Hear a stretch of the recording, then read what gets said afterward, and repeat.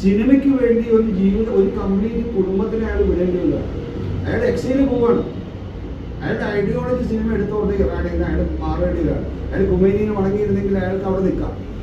അയാളുടെ പേര് എന്തായാലും പറയുന്നത് മറ്റേ ഇത് വിധിക്കില്ല, എതിരായിട്ട് മറ്റേ ഇതിനകത്ത് വന്നാൽ അങ്ങനെ അയാളുടെ പേരിൽ വന്നിട്ടുള്ളത് ഷൂട്ട് ചെയ്യും. ഇപ്പോൾ ഇറാന്റെ മുകളിൽ അയാൾ പറഞ്ഞിട്ടുള്ള ഈ വിമാനം ഉണ്ടെങ്കിൽ തന്നെ താഴെ ഇറക്കി അയാളെ അറസ്റ്റ് ചെയ്യും. കാരണം അയാളുടെ പേരിൽ അങ്ങനെ ഒരു ഇത് പറഞ്ഞിട്ടുണ്ട്. ഈ സൽമാന്റെ ഷൂട്ടിങ്ങൊക്കെ കിട്ടുന്ന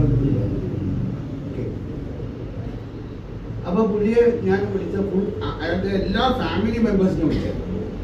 അതേ സമയത്ത് അയാളുടെ അമ്മയും അയാളുടെ സിസ്റ്ററിനെ ഭർത്താവിനെ അയാൾ കണ്ടിട്ടില്ല. കാരണം ഇവർ എക്സൈഡ് കുറേ നാളായി ഇയാളുടെ അമ്മ വന്നിട്ട് തൻ്റെ പേരക്കുട്ടികളെ കണ്ടിട്ട്. അപ്പോൾ ഇറാനിൽ നിന്ന് അമ്മ, അയാളുടെ സിസ്റ്റർ ഹസ്ബൻഡ്, അവരുടെ കുട്ടികൾ എല്ലാവരും ഇറാനിൽ നിന്ന്. ഇയാൾ, അദ്ദേഹത്തിൻ്റെ വൈഫ്, 2 പെൺമക്കളും ലാസ്റ്റ് മകൻ, അവർ വന്ന് ലണ്ടനിൽ നിന്ന് പല നാട്ടിൽ. അവരെല്ലാം പല രാജ്യങ്ങളിലാണ് എപ്പോഴും പോയിക്കൊണ്ടേ. കാരണം അവർ എക്സില്ല. അവരെല്ലാം കൂടി ഒരുമിച്ച് വന്നിട്ട് ഈ സ്റ്റേജിലാണ് അവരുടെ കുടുംബ സംഗമം ഉണ്ടായത്.